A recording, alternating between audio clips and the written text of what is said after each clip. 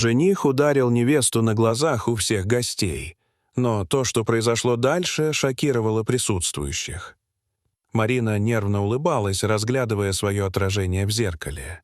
Парикмахер аккуратно закреплял тонкую вуаль на ее прическе. Все было идеально. От роскошного платья с изысканным кружевом до букета свежих цветов, украшавших банкетный зал. В комнату вошла лучшая подруга Марины. Лидия, держа бокал шампанского. «Милая, это твой день. Никому не позволяй испортить его».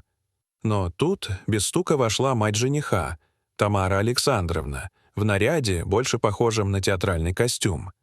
«Это то самое платье. Я ожидала чего-то поприличнее», — произнесла она с фальшивой улыбкой. Марина почувствовала, словно ее ударили, но промолчала. Лидия шагнула вперед. «Это уникальный дизайн, Тамара Александровна, далеко не магазинный ширпотреб». Свекровь ушла, оставив напряженную атмосферу. Церемония началась. Марина медленно шла к алтарю, но жених Даниил выглядел странно отстраненным. Во время клятв он доставал телефон и нервно проверял сообщения. Когда подошла его очередь, Даниил промямлил заранее заученные слова, не вкладывая в них души. На праздничном банкете Тамара продолжила язвительные замечания, называя друзей Марины неподобающими для торжества. Даниил, не отрываясь от телефона, оправдывался работой. Подойдя к нему, Марина тихо спросила: «Неужели сегодня нельзя отложить работу?» Он что-то пробормотал, не отрываясь от экрана. Лидия попыталась вмешаться, но безрезультатно. Кульминацией стал тост Тамары. «Надеюсь, этот брак принесет тебе счастье, сынок. Хотя мечты редко сбываются так, как мы этого хотим». Лидия не выдержала. «Даниил, ты собираешься защищать свою жену или будешь и дальше прятаться за маму?» Даниил резко поднялся. «Кто ты такая, чтоб так говорить?» Лидия продолжила. «Ты позоришь Марину перед всеми». Марина тихо, почти шепотом произнесла, стараясь сохранить остатки достоинства перед гостями: «Даниил, прошу тебя, остановись». Но в ответ последовал резкий жест, он ударил ее по щеке. Гости замолкли, кто-то ахнул, кто-то вскочил со стула, не веря своим глазам. Звук пощечины, раздавшийся в зале, казался оглушительным. Марина, пошатнувшись, удержалась на ногах, обхватила лицо рукой, и в глазах ее блеснули слезы, не от боли, а от предательства. В этот момент в ней что-то оборвалось. Медленно, сдерживая дрожь в пальцах, она сняла обручальное кольцо, словно в замедленном кадре положила его на край ближайшего стола, затем выпрямилась, глядя Даниилу в глаза. «Все кончено. И больше ты не прикоснешься ко мне. Никогда». В ее голосе звучала такая уверенность и сила, что даже самые громкие разговоры стихли. Люди расступились, провожая ее взглядами, полными уважения, сочувствия и восхищения. А Марина шаг за шагом шла к выходу, раненая, но не сломленная. Ночью, лежа в постели, Марина долго смотрела в потолок, прокручивая в голове события прошедшего дня. Унижение, боль и шок от удара, нанесенного человеком, которого она когда-то любила, не давали ей покоя.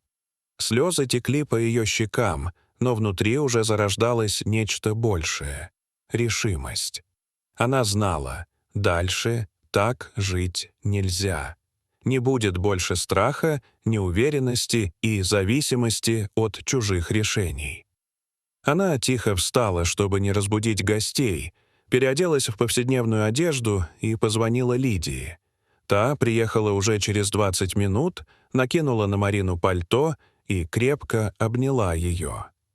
Они молча сели в такси. Марина наблюдала, как уличные огни города отражаются в окнах, и чувствовала, как вместе с движением машины уходит груз прошлого. В квартире Лидии, небольшой, но уютной, с множеством книг и зеленых растений на подоконниках, Марина почувствовала себя в безопасности. Подруга приготовила чай с мятой и усадила ее на диван. Они долго говорили, вспоминали былые времена, обсуждали, как все могло пойти по-другому. Марина чувствовала благодарность и тепло, зная, что рядом с ней есть человек, который действительно заботится. Именно в ту ночь она окончательно приняла решение. Больше никаких компромиссов с собой. Ее жизнь начинается заново, и она будет принадлежать только ей. На следующий день Марина забрала свои вещи. Даниил сказал напоследок: «Ты никому не будешь нужна. Лучше быть одной, чем с таким, как ты», — ответила Марина. Лидия поддержала подругу. «Ты давно мечтала о своем ателье. Сейчас лучшее время начать». Марина арендовала небольшое помещение, выбрав уютный уголок в старинном здании, которое нуждалось в тщательном ремонте. С энтузиазмом и вдохновением она вместе с Лидией и несколькими другими друзьями начала преображать это место. Они проводили долгие часы, убирая старую мебель, отшлифовывая деревянные полы, окрашивая стены в нежные тона и украшая окна элегантными шторами. Несмотря на усталость после ежедневного труда, Марина чувствовала радость от того, что ее мечта о собственном ателье постепенно превращается в реальность. Но вскоре безмятежность этого нового начала была нарушена. Марина начала получать угрожающие записки от Тамары Александровны, полные завуалированных намеков и тонко скрытых угроз. Эти сообщения говорили о том, что она не остановится ни перед чем, чтобы помешать Марине и разрушить ее надежды на будущее. Она решила не поддаваться. Но угрозы стали серьезнее. Кто-то следил за ней, присылал фотографии, сделанные тайно. Степан, брат Лидии, привлек частного детектива Сергея Викторовича, бывшего оперативника. Тот установил камеры и начал расследование.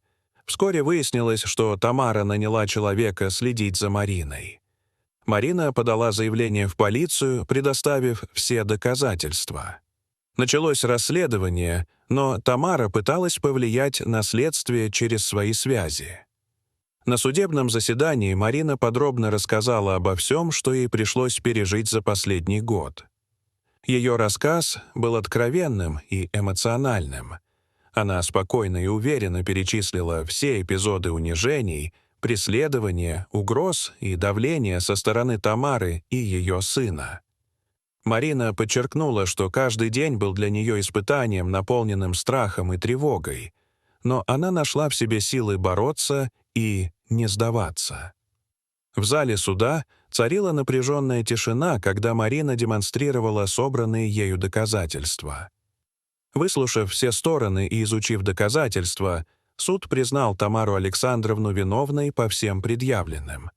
После суда Марина смогла вздохнуть свободно. Ее студия под названием «Возрождение» быстро завоевала популярность. Однажды, сидя с друзьями на балконе и наблюдая за закатом, Марина подняла бокал. «За новую жизнь и за вас, кто всегда рядом». Она понимала, что пройденный путь — только начало. Дорогие зрители, что вы думаете об этой истории?